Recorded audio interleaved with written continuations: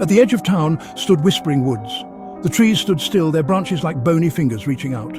Deep within the woods was a house. It was a mansion, really. Locals called it Whispering Woods Manor. No one dared to go near it. They said it was haunted. The old house loomed dark and silent. Its windows were like vacant eyes. They watched, always watched. Some said they saw lights flicker inside, but no one had lived there for years. The house creaked and groaned in the wind, like it was trying to speak, to warn people away. "I dare you." The words hung in the air. A group of friends stood at the edge of Whispering Woods. It was Max who spoke. He was the bravest, or perhaps the most foolish of the group. His best friend Jake shifted nervously. "You wouldn't dare," he challenged. There were two others with them, Emily and Chloe. Emily, ever the voice of reason, spoke up. "Don't be stupid, Max. You know the stories about that place." Chloe nodded, hugging herself. But Max just grinned. He pointed toward the looming silhouette of the house through the trees. "I dare you all to come with me to the house, just to the front door." The old iron gate creaked open with a groan. Each step towards the house felt heavier than the last. The air grew colder, the silence deeper. Even Max felt a shiver crawl up his spine. They reached the front door.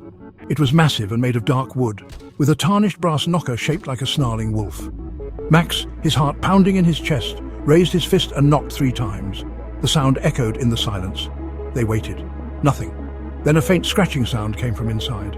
The friends exchanged nervous glances. The doorknob turned slowly, silently. The door creaked open, revealing darkness within. A cold wind suddenly swept through the doorway, carrying with it a whisper of sound. Was that laughter? The friends stumbled back in terror. They turned and ran, racing back through the woods as if the hounds of hell were at their heels. They didn't stop running until they were back on familiar ground, gasping for breath. As they caught their breath, Emily noticed something. A small porcelain doll lay at her feet. It wasn't there before.